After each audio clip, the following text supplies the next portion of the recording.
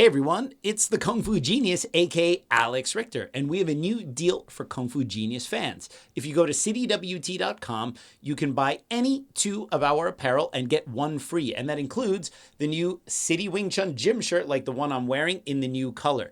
Any apparel, you buy 2, you get 1 free. Just go to citywt.com and use the code KFGB2G1. That's KFGB2G1. Use that code at CityWT to get 1 free apparel with your purchase of 2 of anything, t-shirts, all that good stuff. And before we get started, if you could do me a favor and don't forget to like this video, comment on it, share it on social media, help us get the word out there. That's a tremendous help. And if you listen to us on audio, don't forget to review the podcast wherever you listen to it. And with that, let's get started. All right, peeps. On today's episode of the Kung Fu Genius, the genius will have his first Ask the Genius Anything episode.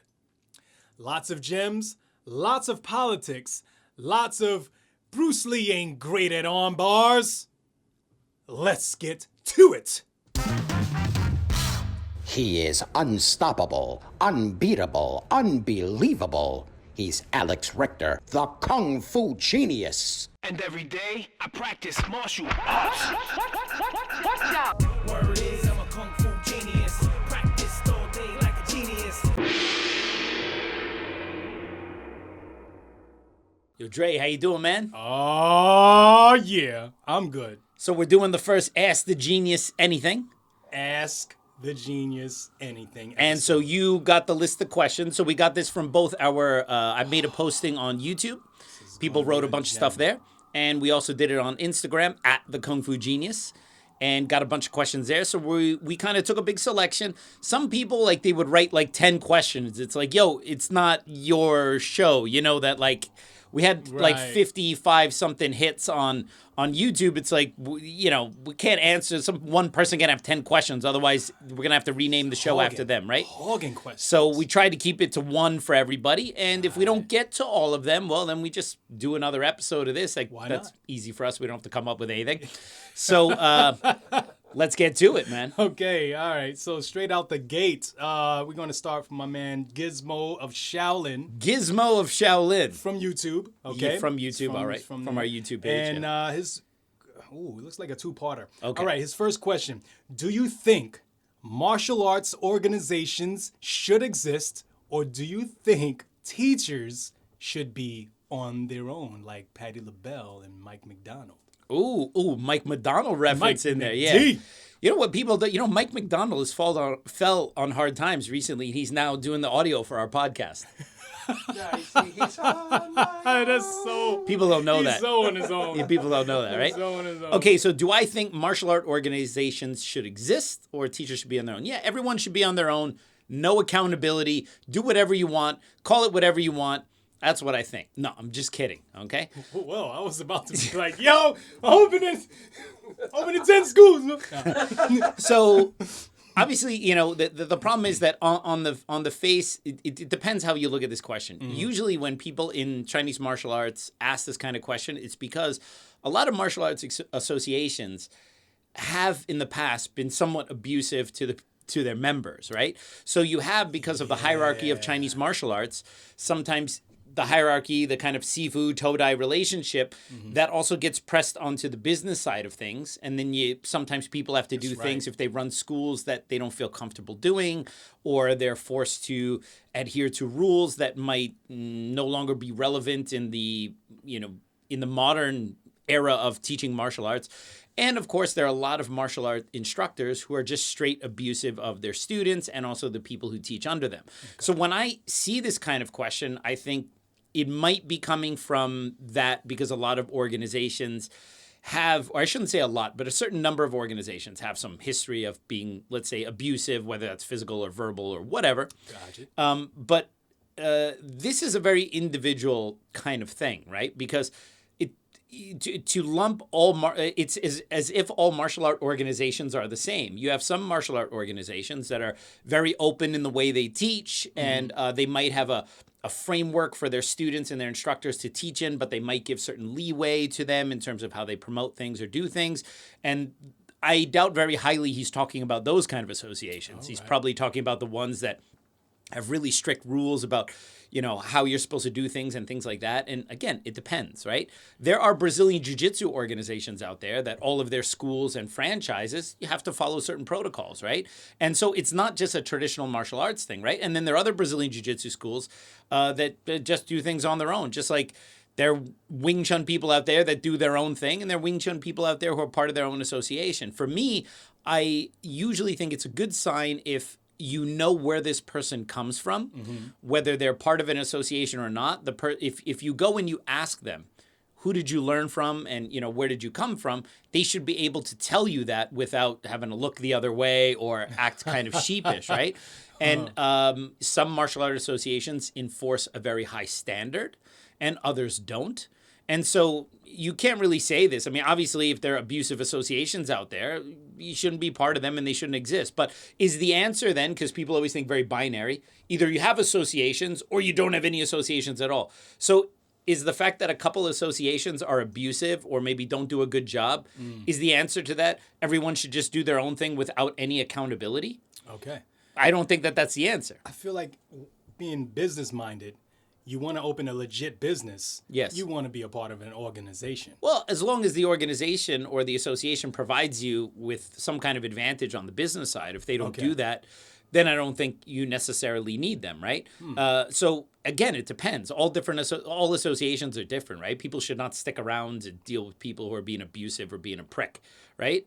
Certainly, but is the answer that then everyone should have no accountability? Because the flip side of that is if you're completely independent, okay, well then who is the outside eye to tell you, hey, maybe I think you need to fix your bong sour. Hey, your punch, I think you need to improve that, right? Okay.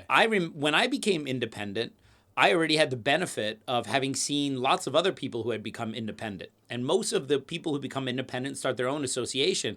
They put themselves at the top, they put gold stripes on, and then suddenly you cannot question their authority, all right?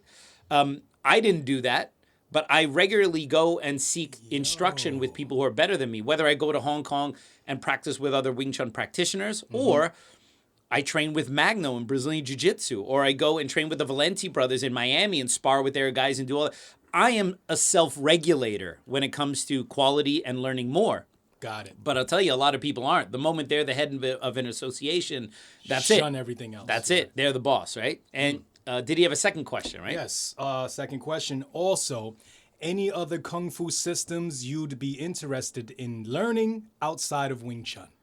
Okay. That's a good question. The Kung Fu systems that I am interested in outside of Wing Chun, I actually have studied them. And two styles in particular that really kind of, that get me excited. One, Southern Mantis, all right? But particularly the Jiao Ga Southern Mantis. I believe you told me about this. I trained Jiao Ga Mantis for a very short period in 2015, but I did it very intensely when I was in Hong Kong with Sifu Lei Tin Loi. But for a very short time, I learned the first form and did a bunch of their basic training. It's super arduous. It's very, very taxing, and that type of Kung Fu training is not for the average person. Right. I loved it. And a lot of it is it's a hard style, so it's very different from Wing Chun. But I learned a lot about kind of developing your tendons and strength and things like that, and I found it fascinating. And obviously, Jiao Ga Mantis is a Hakka style, it's a Southern style, so from a technical standpoint, there's some things that are similar superficially to Wing Chun, although the execution is quite a bit different. But man, I loved it, and Sifu Lei Tin Loi is an absolute badass. I think I remember you came back from Hong Kong, you had a book. And yes. You showed me the guy in the book. Yes. You were training with. So I did that. And then the other style that I'm interested in is Hong Kun, because Hong Kun is kind of like, if you imagine Hong Kun for me is one of the most orthodox of the Southern Shaolin styles. And Wing Chun is a very unique style for a number of different reasons. And within Wing Chun, you have to imagine that if you believe the fairy tale of Wing Chun, that Wing Chun was designed to fight against the other Kung Fu styles that were around at that time, if that's what you want to believe. In this fairy tale. Well, then I always thought it would be kind of a good idea if I actually knew what some of those other Kung Fu styles did. And for me, Hong Kun is the prototype orthodox Southern Shaolin style. So that's why my good friend Mak Sifu, every time I go to Hong Kong, I go over there and, and we regularly have these very deep conversations. And he's taught me a lot about how Hong Kong actually works in fighting. He showed me the different forms. And because of our Bat Cham Do, the Wing Chun knife training, we're supposed to fight against different types of weapons.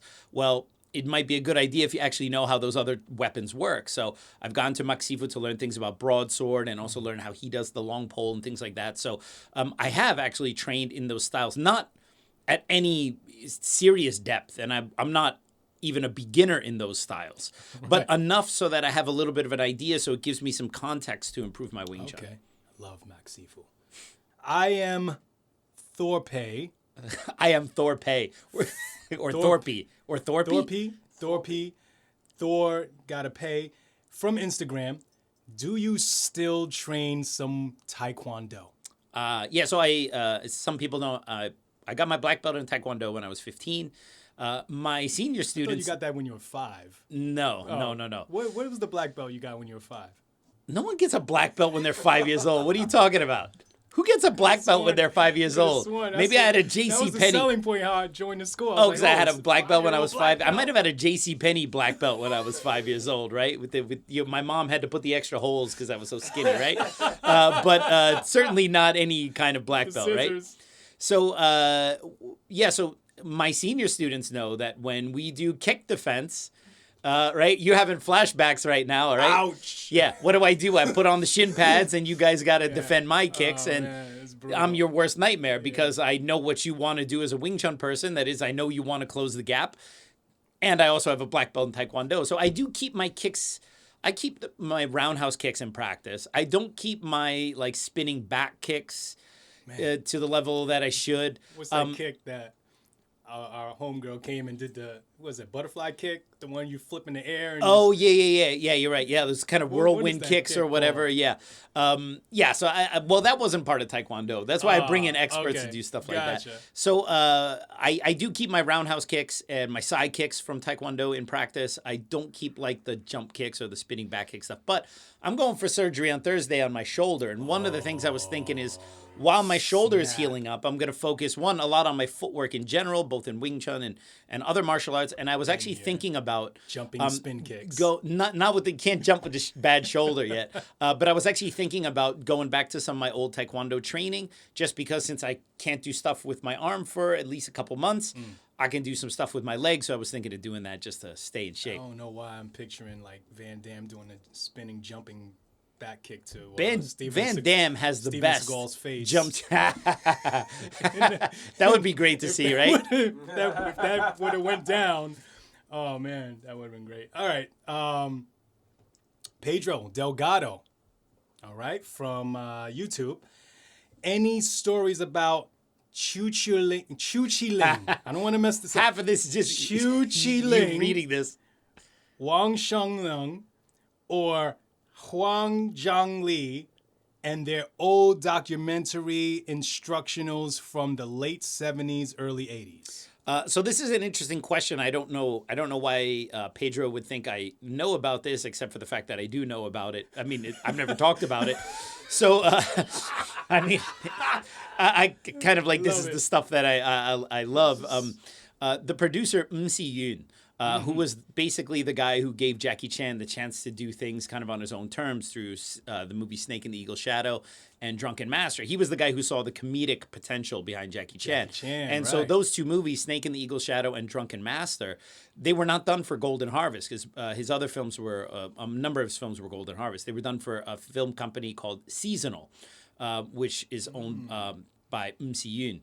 And Si-yoon in the late 70s, early 80s, he had the idea, because he already had a film company, to produce some instructional videos because VHS was starting to come into play, right? So he had this idea, through the movie world, he has connections to people who know stuff about martial arts and legit martial artists. Why doesn't he use his professional movie-making skills to make martial art instructional videos, right?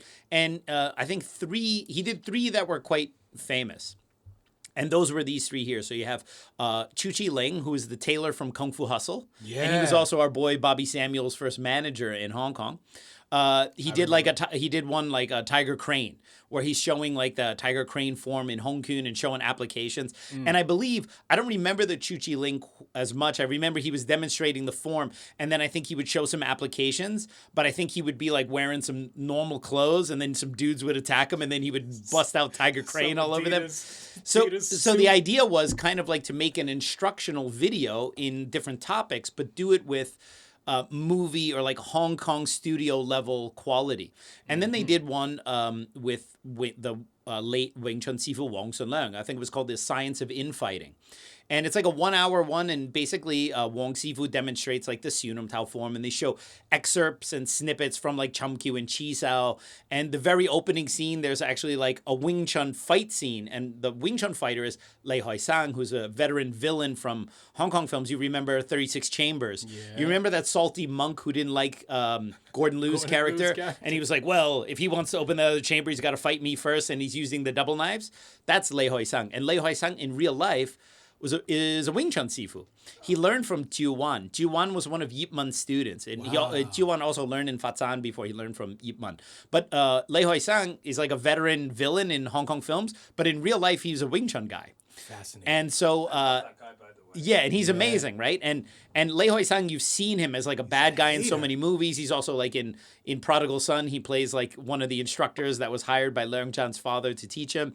And he's in a few Jackie Chan movies, like he's in Project A2 and a few other movies. And so was he a hater in these movies too? No, so at the beginning of the Wong Sun Leung movie, it's kind of like they made it like a kung fu movie, like on the mountaintop. And like you see, it's a Wing Chun fight versus Lei Hoi Sang is the Wing Chun guy. So he's actually the good guy there.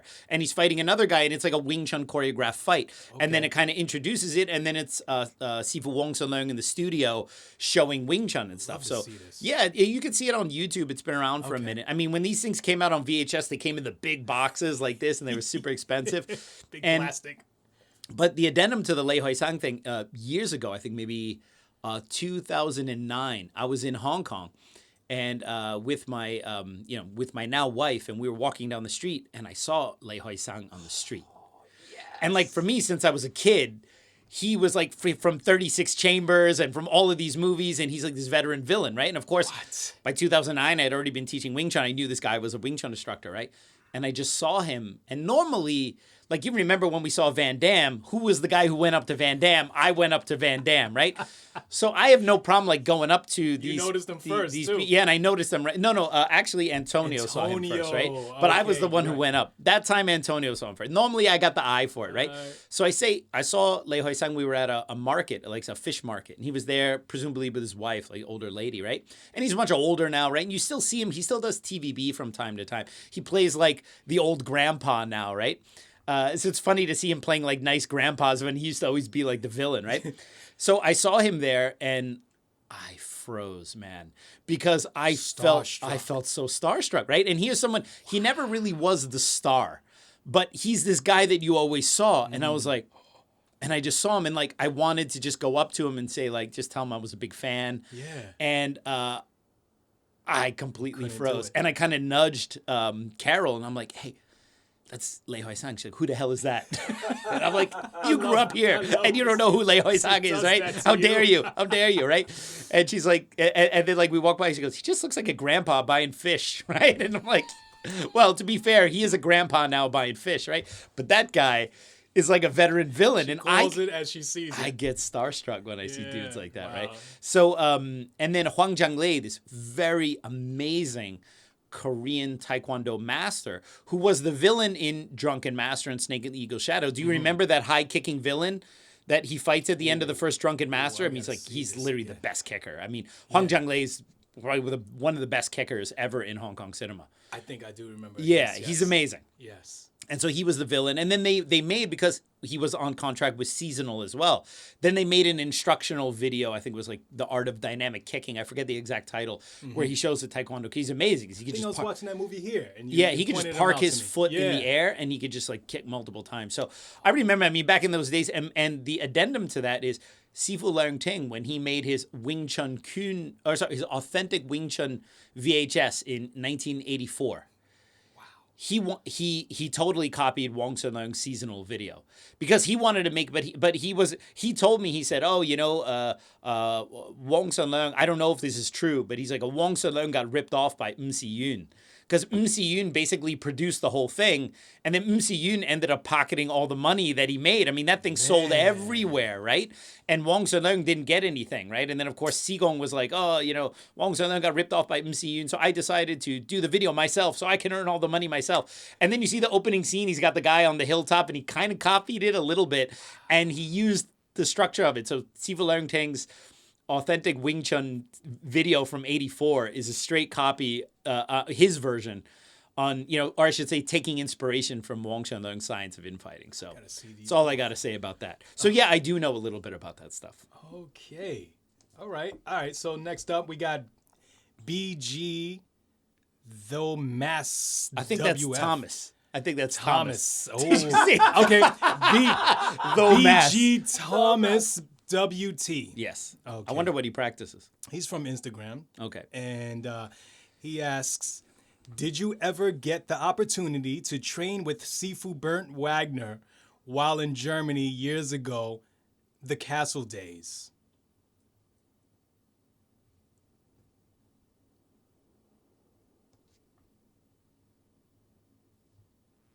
Next question. YouTube, Roberto S., I should say. Is his name YouTube Roberto S., or is he from YouTube? That's his handle. He's from YouTube. From YouTube. All right. He lives at YouTube. He asked, please describe your Wing Chun Kung Fu fighting system and how you keep competitive in a marketplace where MMA and BJJ are the golden child.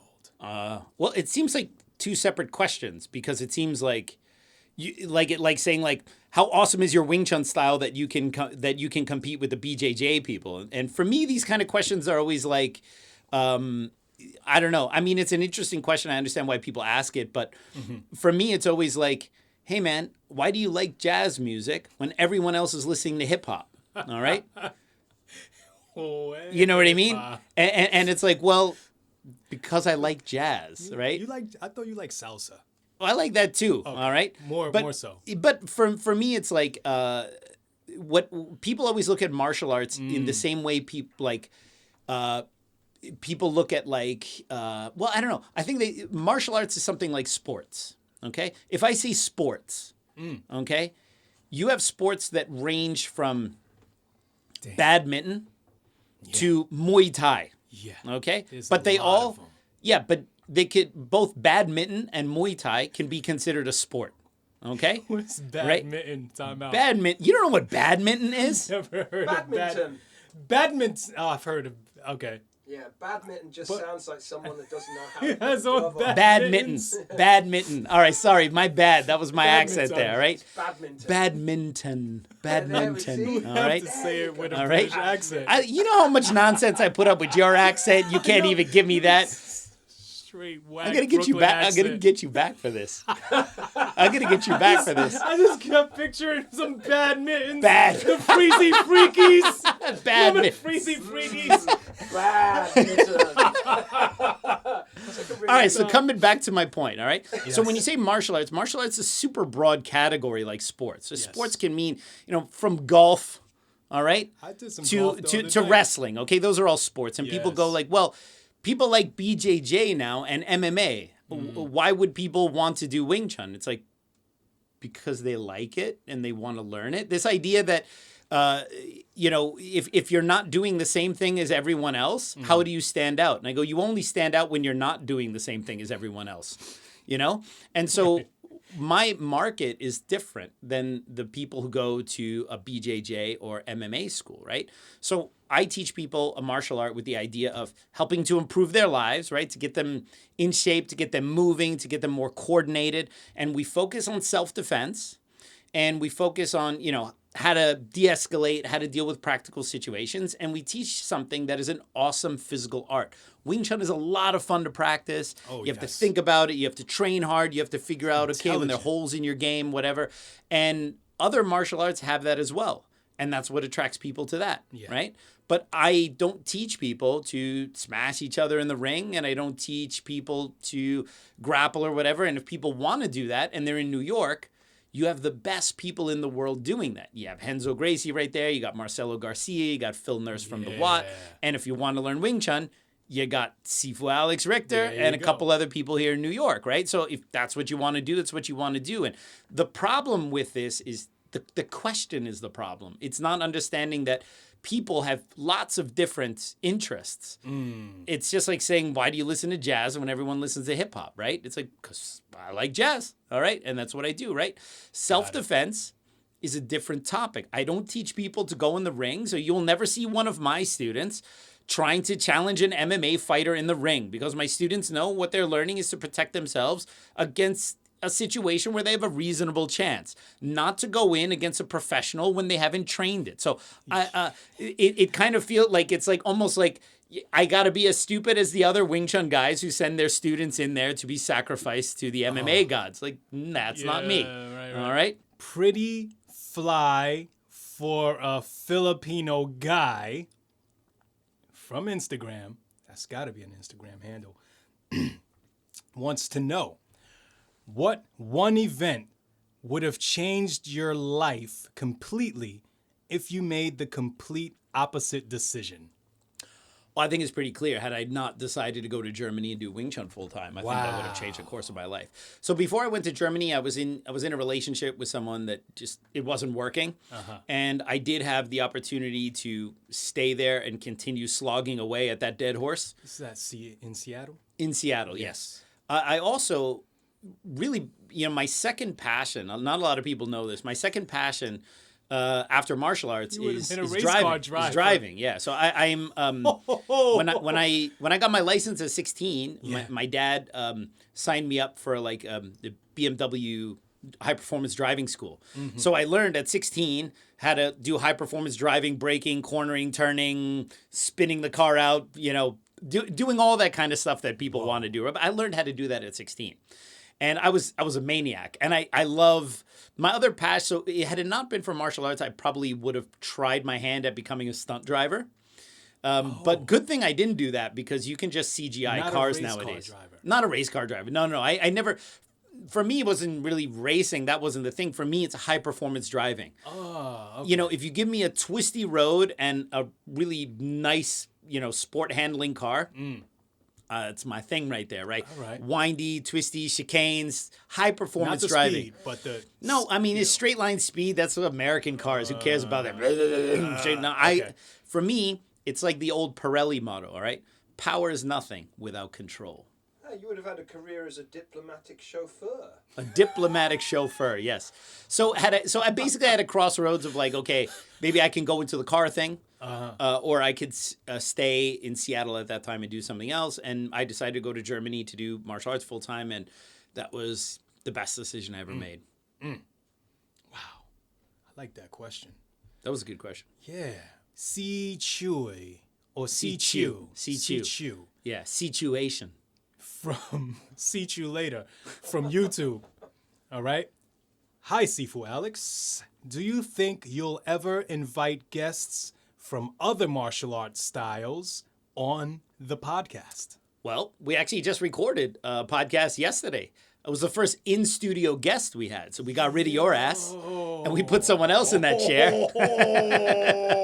And Nifka for a day. That's right. And we did I did a conversation with my good friend Vincent Benitez, who's a Jeet Kune Do instructor. Oh, I like this. So I guess Jeet Kune Do is a different style from this. Wing Chun. Now, I would actually love to do more interviews with instructors from different styles. Yes. I have done some of that stuff before. My good friend Sifu Brian Cuttle, who's a Choi Le Fut expert, would love to have him on again at some point. And I want to do more of these things. The problem is that my dream guests don't speak English. Most of them speak Chinese. And language barrier problem. Well, it's not a problem for me to do the podcast with them, but when we have the audio version of this podcast would be complete trash. All right. On the video version, I could put subtitles on there. The problem is that, most people go, I don't like to read subtitles, right? So that's an issue, right? And even some of the let's say Hong Kong-based instructors who do speak some English, they often don't feel comfortable enough to do something like this, right? Okay. So I want to have Sifu Lau on. Sifu Lau, Yeah. his English is pretty good. He always asks me like, "Okay, Alex, I'll do the podcast with you, but send me the questions in advance, right?" And I'm like, "No, it's not an interview; it's a conversation, right?" So so sometimes there's a question of the comfort of the guest that I want. Vienna_Kung Fu from Instagram. Hi, Brandon here. Got it. All right. I live in Vienna, Austria, but I was born and raised in Detroit, Michigan. Sorry Okay. to hear that. Sorry to hear that. My question is, what do you think are the major differences between the European approach to Kung Fu training and the American approach to Kung Fu training, Wing Chun, etc.? Yeah. So obviously, I don't know much about how the other Kung Fu styles train in Europe. All right. Wing Chun is obviously probably one of the most practiced, if not the most practiced, Kung Fu style in Europe, let's just say. But obviously, there are other Kung Fu. There's other Kung Fu that's practiced there as well. So I can only speak about Wing Chun, and I can only speak about WT because I don't know how the Wong Sun Leung guys train. I don't know how the other guys train. I don't. So I can't speak. So again, when I say something like this, someone is going to come from a different lineage, but yeah, this is not how we train at all. So I mean, I cannot speak. I cannot speak for all of it. All I can say is, and even when we talk about Europe, I mean, Europe is also a pretty varied place. So let's just say German. Okay, the German approach, because I cannot speak about the approach from Spain. I cannot speak about the approach from Portugal. I can only assume that they might be a little bit different than the German approach. So Germans are very analytical and they're very logical. All right. That's why they build such amazing cars. And Wing Chun, from what I understand, the main focus has always been self-defense, right? How do you protect yourself, right? The Chinese actually don't focus on that. And that's not to say that they don't do it or they don't practice it. But when you learn, let's say you grew up in the 80s in Hong Kong and you want to learn Wing Chun, you do it because you want to learn this martial art. And you want to learn this martial art because it's going to improve your abilities as a person. And you're also going to learn, presumably, how to fight, how to defend yourself, and you're going to become stronger. So you do it for all these like reasons, because like the art, because your uncle introduced you to the Sifu, so there's maybe some familial pressure. Right. But a lot of Chinese who practice Kung Fu, they don't have these super deep they don't have a super deep why they do it. They do it, it's almost like it's part of the cogs of the wheels of their culture, right? Okay. But a German, they will do it specifically because I need to defend myself, and this is the thing I have a problem, and this is the solution. And so that's why in many respects, a lot of the things in Wing Chun that are really, really good for self-defense were developed to a higher level in Europe. Because that's just one part of the pie for a lot of the Hong Kong peeps. Like, if someone, Sifu Leung Ting, like, he would teach us the Chi Sao and the punching and the fighting and all that kind of stuff. And occasionally someone would have a question like, Sigong, what do you do if someone puts you like in a bear hug or something like that? Like some, let's say, self-defense oriented question, right?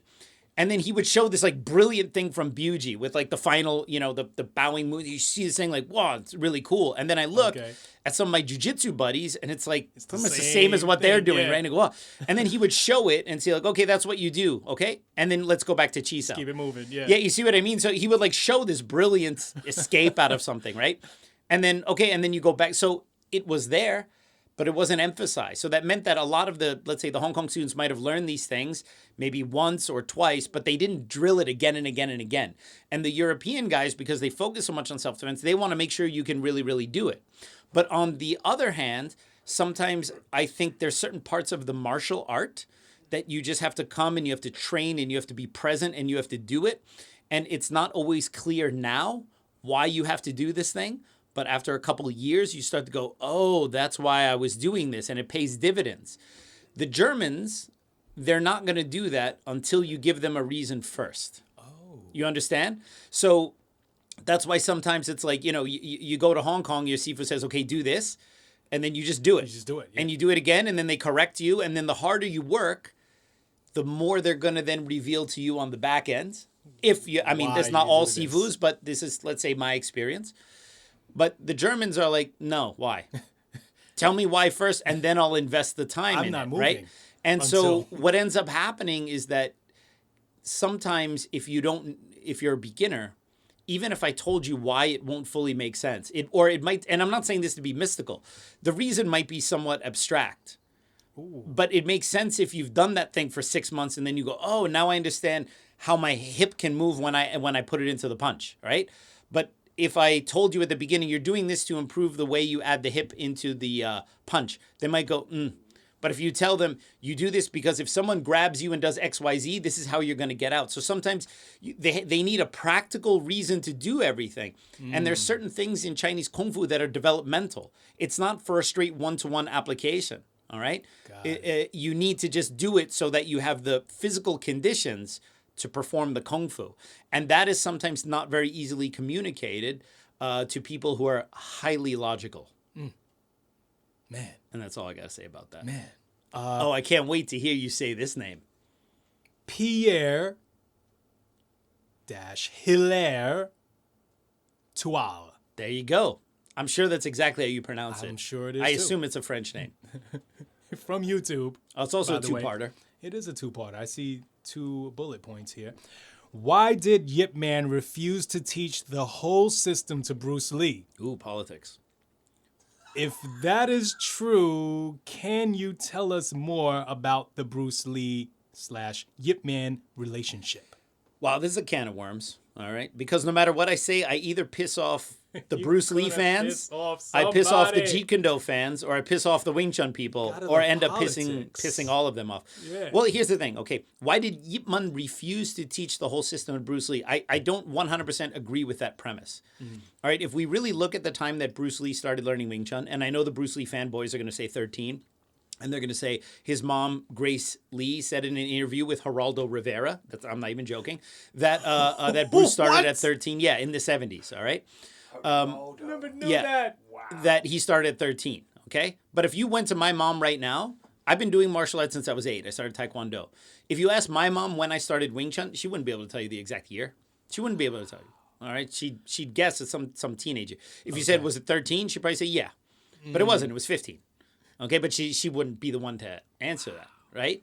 So sometimes people hold a little too much stock in like what so-and-so said. Okay, all right? You know, if you even look back to your own past, think of like, how old were you when you first heard hip hop? If I held a gun to your head right now, you would never be able to tell me that, right? So, and that's about yourself. Woo. Now try to recall some kind of fact like that about someone you grew up with, what year they started something, right? So if we look at like some of the stuff Matt Pauly said, which I highly agree with, which also is corroborated by what William Cheung said, Bruce Lee probably started at 15 and a half. Okay. So he left Hong Kong when he was 18. So to say, why did he refuse to teach the whole system? Bruce wasn't around long enough to learn everything. All right. So that first question has a problem. All right. And it's that, you know, it's like saying, well, I learned Wing Chun for 3 months. How come I didn't learn everything? Well, because you only learned it for 3 months, right? I'm sure Bruce Lee, when he went back to Hong Kong, he definitely went to see. He did. As a matter of fact, Doug Palmer, who just came out with a book about Bruce. Doug Palmer was a student of Bruce Lee's during the Seattle area, and he just came out with a book last year. It's a fantastic book. He went with Bruce Lee to Hong Kong in 1963. All right, which was the first time Bruce Lee went to Hong Kong since he went to the States. He came to the States in 1959. And he didn't go back to Hong Kong until 1963. And he brought one of his students with him. Or I should say, one of his students met him in Hong Kong and got to spend like a month with Bruce Lee in Hong Kong at his house there on Nathan Road. Doug, chime in. Yes, I would love to have Doug Palmer as a guest. That would be amazing, right? Yes. And Bruce brought Doug Palmer to Yip Man's home when he did a private lesson with him. And normally Yip Man was not about the Westerners learning. So you know what Bruce told Doug to say? He says, don't say you're my student. You're just my friend who's here. So Doug Palmer got to sit, presumably, on Yip Man's couch while Yip Man taught Bruce Lee in his living room and taught him a lesson. And Doug said they did chi sao. All right? So they were, at that time, 1963, the first visit back, everything was still cool. But Bruce was still relatively junior. I think everyone said you can learn Wing Chun at a very quick, you cannot learn from Siu Nam Tao to the knives in a year and a half, 2 years, I mean, you can learn all those forms, but you wouldn't be able to do anything with it, right? Yeah. And Bruce was more interested in going out and fighting and scrapping with those things than he was, I think, probably about learning the pole or the knives or something like that, right? So he did continue to learn with him. And then Bruce came back to Hong Kong again in 1965. I had previously said 66 in error, and I got nothing but shit for that. It was 1965. He came after Brandon was born, and that's that famous photo of Yip Man holding Brandon when he was a baby. Ooh. It was on that trip. And those photos of Bruce with Grandmaster Yip Man doing the chi sao, like the one we have upstairs, those were taken on the 1965 trip. So in the 1965 trip, he came back and did some more training with him, right? Love it. That is the trip where supposedly Bruce Lee asked his Sifu if he could learn the wooden dummy techniques from him. And Yip Man, for whatever reason, purportedly refused to teach him the wooden dummy. Now, it's possible that because maybe Yip Man didn't feel that Bruce Lee had even, I mean, to be fair, to be non-controversial, Bruce Lee had not probably formally learned the Biuji first, which you're supposed to learn before you learn the wooden dummy. So it's kind of like asking, can I do step number 4 before you did step 3? All right. Got it. And I also heard that was the trip during that 1965 trip where Bruce actually went to either Leung Sung or one of Leung Sung's students and learned the Biuji form kind of on the sly, not from his Sifu. But Yip Man refused to teach him the wooden dummy. Now, I don't know why. All right. There's a lot of speculation, right? And then there's also some people who said that Bruce Lee offered Yip Man a bunch of money to teach him and he still refused or whatever. I don't know. I do know that he had a little bit of money on that trip because he had gotten an advance for the Charlie Chan thing that they wanted to do, which didn't materialize. And then later he became, remember he did that screen test? Yeah. This is a crane form, like the black and white one. That was the same year he went to Hong Kong and saw Yip Man again in 65. And so he had gotten like, I think $1,000 advance for that. So he had a little bit of extra money. So he could have given Yip Man some extra money to teach him the wooden dummy. But some people said, oh, it was the cost of an apartment or something. It was certainly not that. Bruce Lee was still pretty broke. He just had a little bit of cash in his pocket there. But for whatever reason, Yip Man refused. I tend to think it was probably a more polite refusal than like an outright angry refusal. But people have read into this stuff a lot more than it is. And to answer like, what do I know about Bruce Lee and Yip Man's relationship? Well, I don't know. I mean, you hear something. John Little talked about, Ted Wong said that Bruce Lee thought Yip Man was going to send someone over to kill him. Yeah. And then they had eventually made nice in the press. There's a photo of Bruce Lee and Yip Man together when Bruce Lee was already in Hong Kong. So they had kind of like, publicly made up for whatever that is. But I would love to know the answer to that. And everyone tells you a fragment, but everyone tells you if someone is a Wing Chun person, they're going to tell you a Wing Chun-centric answer to that question. If someone is a Bruce Lee student, they're going to tell you a Bruce Lee-centric answer. So the problem is there's someone, and they will tell you with absolute conviction, oh, I know exactly what was going on. But when you see what team they're on, you have to be a little skeptical about the information, right? I don't know. I choose to believe whatever extreme on either side is probably somewhere in the middle. But the answer is, I don't have an answer. I mean, I wish I knew that, but I don't. I wasn't there. I wasn't there. I wasn't even a piece of protein in my dad's hamburger at that time. Oh, no. All right. What are the differences between European/Hong Kong, your method of teaching? Oh, this is very similar to the other question we had, right? Yeah, the difference we between just had that. See, a lot of people like to ask that question, right? Well, I mean, I teach, so this question is slightly different because it's asking, okay, how do I teach it? The other one was like a difference between European and Western or European and American. So I teach Hong Kong style Wing Chun, but I teach it in a modernized way. We emphasize a lot of Wing Chun versus non-Wing Chun sparring. Much more in Hong Kong, they do that as well, but it's a lot more just chi sao based sparring. Whereas, as you know, you're Wing Chun, the other person is non-Wing Chun, he's going to punch, try to go for a takedown, try to give you non-Wing Chun kicks and things like that, so that our students are constantly essentially facing someone that is not necessarily standing like a Wing Chun person, right? So I teach a Hong Kong style Wing Chun with the forms, the Dan Chi, the Chi Sao, the programs, all that stuff. But when it comes to the application, we focus on doing it in a very modern way. And the self-defense stuff, I put a little bit more into the forefront, how to get out of different holds and positions and things like that. And because of my training with people like Magno Gama from Renzo Gracie and also the Valenti brothers in Miami, the Valenti brothers especially because of their emphasis on self-defense, I definitely emphasized that a little bit more and improved. Wing Chun has some great ways of getting out of holds and stuff, but there were some little modifications that needed to be done to really make them a little bit more effective. And that was stuff that I got from like the Valenti brothers and stuff like that. So I have let's just say this. I have a modernized approach to teaching Hong Kong style Wing Chun. Got it. That's it. Next up, we got Shadow Mancer 101. Ooh. Controversial question. If you could learn another style of Wing Chun besides LT Wing Chun, which one would it be and why? So the subtitles of this question is, what do you think is the second best Wing Chun? Most people, when they do a martial art, a lot of people, they just do whatever is close to their house, right? People go like, why do you train in XYZ Wing Chun? Well, convenient. The XYZ Wing Chun is across the street from my work. The XYZ Wing Chun is across the street from, where I live, right? Why do you train at that Brazilian jiu-jitsu school and not the other one? Well, this one is right next to where I work. Yeah.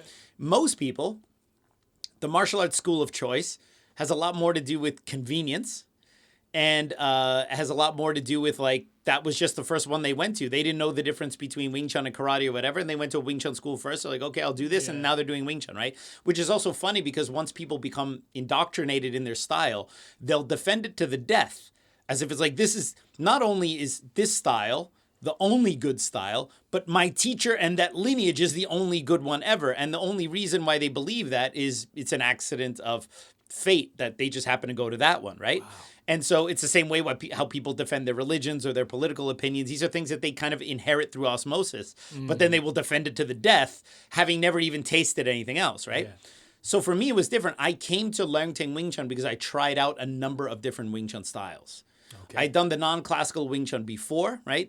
And then I had tried out different types of classical Wing Chun. It wasn't until I came to WT where I actually felt, okay, these guys are actually talking about fighting and practical stuff. The other Wing Chun schools are maybe just talking a lot or just standing there, not really doing anything that, the WT style really felt like, okay, this is super practical. And so I came to it. So I didn't come to WT because it was on the same block that I went to work, that I worked at. I actually had to drive all the way from Seattle to Vancouver to learn WT, right? And then I eventually had to move from the US to Germany to go do it full time. So I didn't come to it because it was convenient. Right. It was a deliberate choice. So this question is a little bit of a non-starter for me because I had tried the different Wing Chun styles. And there are a lot of Wing Chun styles out there that I find very effective. And the approach of the Sifu is very intelligent, okay? I think Wan Kam Leung Wing Chun is a very smart and intelligent Wing Chun. I think Wong Sun Leung Wing Chun is very smart and intelligent Wing Chun, right? There are a number of other Wing Chun Sifus that have gone and modified their approach, like Mark Phillips was originally from the Yip Chun lineage, but he focuses a lot on self-defense. He's got a huge YouTube channel. I want to have him on. He's also a black belt in Brazilian Jiu-Jitsu. So you have lots of guys who have gone and done things to, either the style they come from has that approach built in, or they learned a traditional Wing Chun style or classical Wing Chun style, whatever you want to call it, and they've then integrated some other stuff in there to update it. But I like all of these offerings, but also the subtext in this question too is always the thing that a lot of people are missing. It doesn't matter. Because ultimately, it's the individual that's practicing the style that makes it work or doesn't work, okay? If someone is a Brazilian Jiu-Jitsu guy... Preach. Okay? If someone is a Brazilian Jiu-Jitsu guy, okay, and then gets knocked out by someone, all right? No one says Brazilian Jiu-Jitsu is shit because that guy got knocked out, all right? If a Muay Thai guy gets taken down and put in an arm lock, no one says Muay Thai is shit because that one guy got taken down, right? And if the Muay Thai guy was able to stop the grappler, all right, no one says, well, grappling is shit, all right? Because ultimately, when two people fight each other, it's about preparedness and it's about the individual. So you can have a lousy exponent of a superior style essentially shit the bed and not be able to use it, okay? And you can have a really superior athlete practicing a style that's maybe not as intelligently constructed, but they're able to make it work. So this still has a little, this kind of question, which we got a couple of these, it still assumes that everyone is a perfect product of whatever style they practice. And I put a lot more stock in the individual over the style. The one that practices the most and or internalizes it, but also there are a lot of other factors, the athleticism of the person doing it. And if you are someone that trains a really effective style, but you don't have the heart to step in and actually hit someone, or you do Brazilian Jiu-Jitsu and you don't have the courage to go in and go for a takedown, well, then it doesn't really matter, all right? It's on the individual.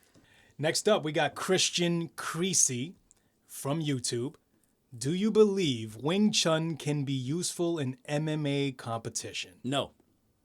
Nah, just kidding. Well, I mean, again, mixed martial arts really comprise of 4 styles, okay? On the striking end, you have boxing, and you have kickboxing or Muay Thai.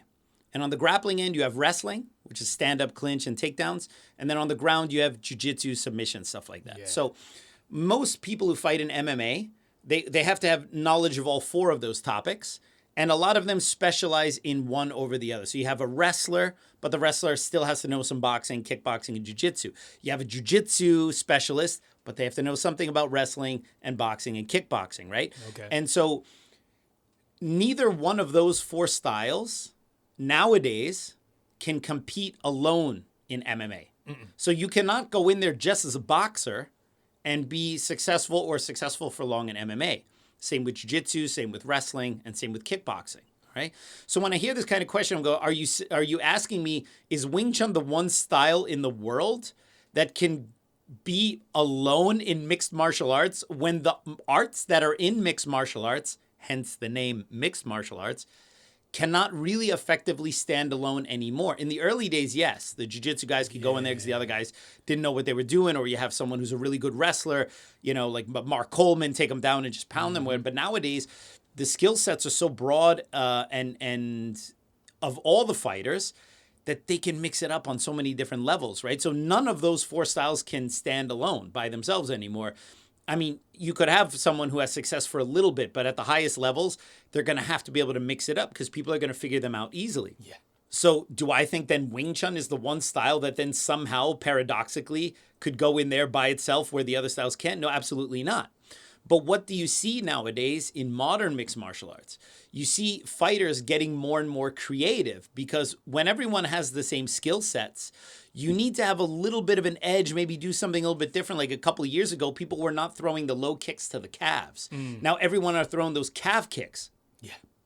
That's a new thing, and that mixes it up a little bit. Tony Ferguson uses some Wing Chun ideas in close range. Matt Brown, who's a Muay Thai guy, a lot of the stuff he does close range for me looks just like Wing Chun. Obviously, Anderson Silva. Masvidal. Yeah, Masvidal was doing like some Usman, cheese house stuff in his first Usman fight. Yeah. Should have used it in the second fight. And then you see obviously Anderson Silva. So what you've seen are some elements of it. Anderson Silva has a Wing Chun dummy in his gym, right? So I think Wing Chun can be useful in MMA if you have an MMA trained athlete and you show him a couple little like, okay, here's like something you can do. Give him a new look on like something really where Wing Chun, I think, would thrive in MMA if someone wanted to embrace it is in clinch striking. So what they often call dirty boxing. That's kind of a lot of what Wing Chun is essentially dirty boxing, right? And so I think there's an element there that can be developed a little bit. My good friend, Maurice Crump, he who taught the late Chadwick Boseman, Black Panther.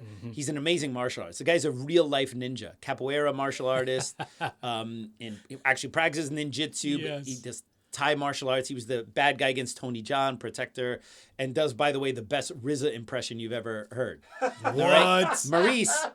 I got it. And he actually stunt doubled for RZA, I think, in Man with the Iron Fists. Okay. When Maurice does the RZA, you swear he's in the room. It's uncanny, okay? So he trained with Anderson Silva. There are clips of Maurice training with Anderson Silva. And Maurice told me that one time they were like, they're kind of exchanging a little bit. And Maurice, who knows a little bit of Wing Chun, kind of did either like a lap cell, like a grabbing hand and a punch, or like a pack cell and a punch while they were on the ground. And Anderson was like, "Oh, what is that?" And Maurice was like, "Oh, that's Wing Chun." And he said, "Anderson," and he can also do Anderson's voice, by the way, too. Oh, he got it's kind the of high pitch a little bit. I can't impersonations do that. Anderson was like, "Oh, well, why aren't more people doing this?" Right. So I think that Wing Chun, for a high level MMA guy who's looking or to maybe put a few hacks in his or her game, can get some inspiration from some Wing Chun ideas. But Wing Chun is not better than those other martial arts, and the other martial arts also cannot stand alone. So that's all I got to say about that. All right, next up we got R Wizzle 23 from Instagram. And his question is, have you ever had to rough up a student who tested you or who was being disrespectful? I vaguely remember you alluding to doing this in The Dudes. The Dudes of Kung Fu podcast. Yeah. Have you ever had to rough up someone who was being And he's disrespectful? not talking about me, right? Yeah. Every day. You better respect my authority. Are you not making eye contact with me? I'm going to rough you up, all right? Do you not believe everything that comes out of my mouth? I'm going to have to punch you in the face. No, again, nuance is often lost in these kind of things. On The Dudes, I talked about in the early years, okay? Okay. Which I have to admit, I was very tribal back then. I was very much Bible of Learning all the way. And I'm not saying that because of that or he was telling me to be that way. But occasionally some people would come in for an intro lesson, and it was pretty clear that they weren't really there because they wanted to join my school. They were there because they wanted to try it out. And so that didn't always expose the best side of my character. All right. Yes. Where I would sometimes lose my patience a little bit, right? But that was in the very early years, and those were with people who, on the surface, they're coming in to check out my school, and then like I'm trying to show them something, and then they kind of acting weird or whatever. But that's not really for. I mean, once people join, that's a different story, right? Mm-hmm. I doubt very highly that I would rough someone up who's being disrespectful, because in our school, we don't have people being openly disrespectful. I don't know about the atmosphere in some martial arts schools where this is like a normal thing. I know some martial arts schools have this problem with students being like outwardly disrespectful. I've never really had that problem. We get the occasional foot and mouth disease student. Yeah, occasionally sometimes students say weird stuff or whatever, right? But but I mean, this is not like, oh, you got to respect my authority. I'm going to punch you if you don't believe everything I say, right? So it's not really it's not really my character. It's not really the vibe. Chris W. from YouTube. What are the origins behind the Leung Ting style uniforms? Ooh, I've always been a little puzzled. That seems like two separate statements. I've always been a little puzzled. Seems completely separate from the first question. Well, on Chris W. being a little bit puzzled, I don't know what to tell you there. In terms of the origins of the Leung Ting style uniforms, so I only know a little bit. I mean, it wasn't like a huge. Obviously, Siva Leung Ting has very unique style uniforms for the technicians, for the higher levels. Got it. The stripes on the pants, you have the thinner ones for the instructors, the thicker ones for the masters. What's really unique is the jacket. Because Siva Leung Ting is a kind of cross jacket with the tie in there or whatever. Yeah, a little bit like that, right? He basically told me that his mom came up with the design. And they did it because when he started teaching professionally, he wanted to have a uniform so that people would know these people. Because now when you see that uniform, you know this is from WT, right? Yeah. And he didn't want to use the frog button one, the one he called the Jing Mo uniform, because he felt that was just kind of too generic and too cheesy. So he wanted to have something that kind of stood out. There's a lot of people who look into, because when you tie the uniform, the left bow is supposed to go over the right, which is very similar to the gansao in the beginning of the form. But I mean, okay. I mean, is it the big thing that the uniform is tied? Yeah. The way the gansao is set up in the first, okay, is that really deep for some people? I have no idea. Truth is, I don't really know. He wanted a uniform that was unique, looked different, and I think he succeeded. KW Star as GR. I think that's Staris. Staris. GR is probably Greece, I would assume. Okay. And I assume Staris is probably some kind of Greek name. Cool. It's not Star As. Star As. Yeah. It's Staris. Staris. And he's from YouTube. All right. How can WC counter grapplers, strikers, or the mix? And how you can close the distance against a good kicker, e.g. Muay Thai, if you're fighting in a very open space. All right. So basically, in an Ask Me Anything episode, I need to solve all the gap closing problems that this guy has here, right? Yes. When you hear these questions, often you hear like, this person has a hard time closing gaps against kickers, all right? So what am I going to say while I'm sitting down here to solve that, all right? When you need to practice more, all right? And again, it's always like you're fighting a Muay Thai guy in an open space. That sounds like a lifestyle choice.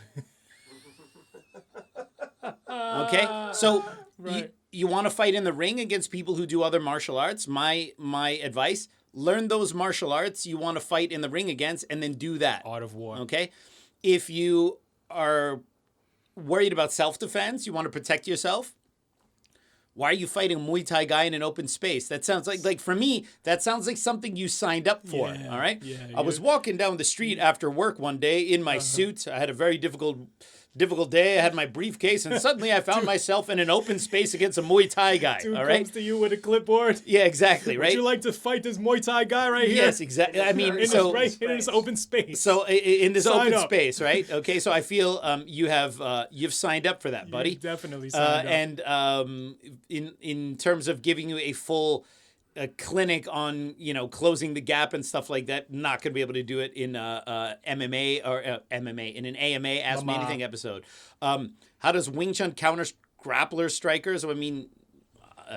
How does I cannot speak for all of Wing Chun. I can only speak for what I teach in my school, and I train with grapplers, and I integrate this type of training and how to deal with it in my school. I don't know what other people do, and is he looking for one movement in here that's going to stop every grappler? Because no such thing exists.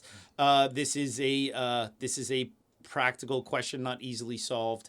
Really between broad. two dudes talking to each other with microphone. Oh, very contextual. All right, let's move right along. Miguel C. from YouTube. Hey, Sifu Alex. Hey. I would love to hear your opinions on other Wing Chun branches, e.g. Duncan, Lung, William Chung, Moyat, Chung Kwak Chow, Wang Sheng Lung, etc. I know that it's a controversial subject, but I appreciate your honesty on other subjects, and people will get upset anyway. Yeah, so might as well they get upset about me because I answered his question, right? He's basically saying, like, yeah, people are going to get upset anyway, but they're going to get upset because you answered the question I asked you, all right? Throw the Okay, so responsibility once on and your for all, shoulders. I'm going to give my opinion on every single Wing Chun Sifu out there. Ooh. Okay, you ready?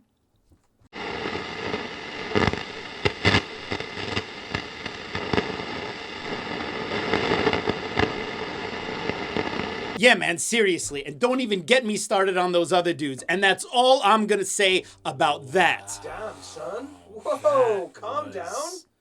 Monumental. All right, next question, man. Got me riled, man. Raid Marinkovic. We knew he was going to muck up that name. All right, go for it. How do you say this Doesn't name? matter. Marinkovic from YouTube. Is it Rade? Something like that. Like All right. Sade, but with the Sade Rade. with the Rade. Do you believe or have you ever heard about secret Shaolin styles? Because there are so many myths about them. About them? Greetings from Australia. It's Austria. It's Austria. Oops! Austria! Yo, y'all knew I was going to do that too. Yeah. It's okay, I get Trey's going to Austria. muck this up. I get Australia and Austria confused all the time. The accent's almost identical. I can't. Stop. And they're both Secret Confusing Shaolin them. styles. I think the only real secret Shaolin style is actually taught in Austria, in Vienna. Southern Shaolin secrets. Taught only in Vienna. No. This is a real thing? There's a dude, Southern Shaolin something or another. He's in Vienna. He's the only guy who knows it. Are you... I don't think he can order tea in Chinese, but he knows the secret. All right, next question. My man Herman's Hermits. Herman's Hermits. Herman's Hermits. From YouTube. All right. All right. Was Bruce Lee going to gravitate towards grappling in his life? If his life wasn't cut short. If his life wasn't cut short. Example, Enter the Dragon opening fight scene. Terrible armbar applied, however, shows an interest in it at least, right? Okay. So was Bruce Lee going to gravitate towards grappling if his life wasn't cut short? So, in other words, could I see a potential alternate universe future had Bruce Lee not died? All right? I am the Kung Fu genius, okay? I am, however, not the parallel alternate universe genius. Too bad you're not. As much as that would really be helpful, I have absolutely no idea. Bruce Lee could have just gone on to make movies. All right, he could have just gone on to go back to martial art. Who knows what he would have done? Who knows? He might have liked grappling. He might not have liked it. Very difficult to say. Yeah, he trained with Jean LaBelle. And I always like the whole, that armbar he does at the beginning into Dragon is totally terrible. Hey, Totally. you ever see any of the early UFC? Some of those fights were won with really terrible arm bars that would never work nowadays, right? Yeah. And then people are going, that one dude who did that movie 50 years ago, like that thing wasn't even That real, was right? 20 years after the Bruce Lee Yeah, but armbar. I love like hindsight bias, which is like, now after I've seen all this stuff, I don't understand why someone 50 years ago didn't understand this. That makes no sense to me, right? Terrible armbar, man. Evolution doesn't But exist. there's another armbar in Enter the Dragon, and that's the one that Bolo does to John Saxon when they have their fight, and that is a very traditional judo, jiu-jitsu armbar. And you know who showed Bolo how to do that? Bruce Lee. All right? So, man, Bruce Lee with that guy, no. Freaking All right. hack. I think we got one more question, right, that we got time for? I think there's one more question I'm looking at. And this last question is from Adolfo Gonzalez. He's from YouTube. Okay. He lives at YouTube. He's from the country. Got YouTube. it. And his question is, if you were going to construct a kung fu system based on WC, Wing Chun, what other kung fu styles, systems, would you combine with it, taking into consideration the simplicity of WC? Wing Chun. If I was going to construct my own kung fu system, well, far be it from me to become the founder of my own kung fu style. But if this is like a thought experiment, how would I construct a kung fu style? Well, it depends on what your aim with the kung fu style is. If it's a kung fu style solely for practicality, I would construct it a certain way. If it's just a kung fu style, Solely for novelty. purely ninja- novelty. I was going to say some wild. All right, so like we're not talking about for practical fighting for whatever. It's like I could just create like for let's say for a movie. Exactly. All right? Okay. But how about both? I think you gotta have like the close range stuff for Wing. Let's say we're creating the perfect kung fu movie style where you just have a badass like a superhero that knows all like that's a Chinese kung fu representative, and you want that person to know all the styles to be a total badass in the movies, right? Yeah. Well, certainly he's got to have the Wing Chun stuff for close range, but I think he should have some Hong Kun Hungar shapes like for like the hard style bridges. But you also have to give him some flashy kicks, Okay. right? You can't just be doing low kicks, right? But honestly, some of the best kicks for film are actually Taekwondo kicks. So I would want this Kung Fu style to have the close range hands of Wing Chun, some of the mid to long range bridges of Hong Kun, the kicks of not of just any Korean style, Like but that of epic- Hwang Jung Lee, all right? Hwang Jung Lee's Okay, kicks, yeah. all right? And then you got to have some weapons in there, right? So there's lots of people who are amazing at weapons, all right? But one of my favorite weapons films, all right? And there's a few, obviously, legendary weapons of China, which is a Lao Ka Leung movie. They exhaust the entire pantheon of kung fu weapons in the final fight Weaponry. scene, right? But one of my favorite kung fu weapons films, which actually stars Lau Ka-wing, who's in Legendary Weapons of China, is a movie called The Odd Couple, where it's Sammo Hung versus Lau Ka-wing. And you know how they play it? Like, one of them is a broadsword master, and the other one is a spear. And it's the epic battle of whether the broadsword or the spear is better. And I think it's like every 10 years, they challenge each other to a fight. They have a fight, and every 10 years it's a draw, and they're going to come back 10 years later, right? And in the movie, spoiler alert, I know it's a 40-year-old something movie, they're getting old at the beginning of the movie. Like, we can't keep doing this every 10 years because they're getting old. They have, like, the gray and stuff. Yeah. So they decide, in order to keep on this ridiculous competition between them, they're each going to take a student, train up that student, and then the students are going to fight each other.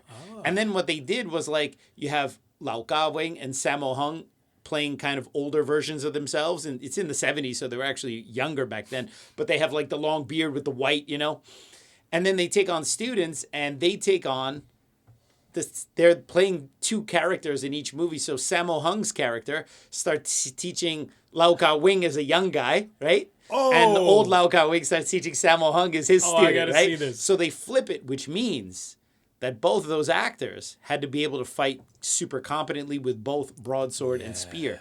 And if you have a chance to watch Odd Couple, I actually talked about it last year on one of my Kung Fu Genius short videos before I started doing the podcast. It's amazing because it is a Kung Fu movie in the late 70s, so really peak costume Kung Fu style, Kung Fu drama period, with focusing on these two weapons. And the way they do it it's so good. It's so fast. The choreography is amazing. So my ideal novelty Kung Fu style would have the short range hands of Wing Chun, would have the mid to long range bridges of Hong Kun, would have the legs of Huang Zhang Li, and would have the weapons from the movie Odd Couple, both spear and broadsword. Maybe we should do And I think with that, maybe some Tony Jaa elbows, even though I know that's not Kung Fu. I know it's not Kung Fu. I know it's Thai martial arts. But this is this is a nonsense thought experiment anyway, Okay. right? Then I think you got a real kick-ass movie Kung Fu style. We should do a Patreon episode of Odd Couple commentary. Yeah, and also I talked to Vincent Benitez, my friend who's a Jeet Kune Do instructor. We're going to do a commentary on Dragon, the Bruce Lee story. Which is 100% true. Which is 100% true. The whole movie. We're going to do a commentary from beginning to end so you can watch the movie and then play our audio commentary along. I would love to do that for other movies. Honestly, there are other people out there who are far more qualified for Kung Fu movie stuff, right? Of course. And, there are lots of great commentaries out there from, different Hong Kong film experts and stuff. And the moment I decide, I want to do that, it's going to ruffle the feathers because that's their thing, right? So maybe I'll just keep it for the Patreon supporters. I wouldn't do it openly. We could do a couple things. So maybe Prodigal Son, things like that. I'm actually going to do something. I think by the time this podcast comes out, it can be the same week. So this podcast comes out on Monday. I think it's Thursday of this week or maybe Thursday of next week. You have to check the facial books. I'm actually going to do a live event with Hong Kong film expert Rick Myers. Hey. It's going to be a live event on Facebook. And it's going to be a comparison of Yip Man 1 and The Prodigal Son. With Rick Myers, whom I had his book when I was a kid and grew up reading his book, and now I'm doing this thing with him. Dudes. Yeah, so I'm super excited about that. So anyway, this was a lot of fun doing the Ask the Genius Anything. I think we should do more of these. Questions. Well, we actually had a lot more questions, but I wasn't sure how many we would be able to fit to get into this without episode. making this episode 4 hours long. So whatever questions we didn't get to, maybe we'll get to it next time. But I think we'll do this more often because we don't have to come up with anything when we do these episodes. Super easy. You guys tell us what to do. We talk about it. Makes our we don't job have to come much up with, easier. we're talking about the Bruce Lee conversation, talk about the history. I don't We do ran any out of research. Bruce Lee conversation. So, maybe we'll do more of these. And I would also, in the future, like to do some live events, too. So we're definitely working on doing some live streaming events here as well. So stay tuned for that. And, that's it. Wow. All right, peeps. So for the next Ask Me Anything episode, go ahead and write your question below, and I will maybe answer it on the next episode. Also, does anyone out there know, did I train with Sifu Bernd Wagner? I have no idea. All right, I'll see you guys next time. Word is I'm a kung fu genius. Technique speaks for me, not lineage. Forget Jet Li, cause I'm the one. Many call me seafood, but to you I'm sea kung. And I produce masters. You surpassed us. Your kung fu stiffer than corpse and caskets. City Wing Chun is the house I built. Violate the gate and your blood gets spilt. Alex Richter, always the... You're the best at snarking. All right, peeps. Oh, God. Blew that one. I spent a year here one afternoon. Feels like the very first time. All right, peeps. On today's episode of the Kung Fu Genius, the genius will be going over that cool, like... He still doesn't With- really have the mic in front of him. I don't even have the mic. I don't even know what them Ask Me Anything episode. Ask the genius anything. Ask me. No. No one is asking you shit. Fine. All we're asking you is to do the intro in And to under ask the 14 questions. takes. All right. Lots of Jeez. Lots of Dear go. God. Oh, go. My daughter did it in one take. He might have lost his mind. I think so. I think the jerk store ran out of this guy here. All right, peeps. No, that's not the way I Nah, do it like you, Okay. except good. All right, peeps. On today's episode of the Kung Fu Genius, the genius will make an attempt to do the first episode. The first episode of this episode. All right, peeps. On today's episode of the Kung Fu Genius, the genius will have his first. Ask me, not me. All right, peeps. On today's episode of the Kung Fu Genius, the genius. Wait, me talking to the mic this time, you know? Serenity now. Lots of politics. Lots of Bruce Lee ain't good at those arm bars. Let's get to it. Bruce Lee ain't good at those arm bars. That actually wasn't bad. All right, guys, so tell me what you thought about my first Ask the Genius Anything episode. What kind of things do you want me to ask? What did you just say? First. You said first. I did. I noticed that. I'm like, I can fix it in editing. Yo, I'm going to break you.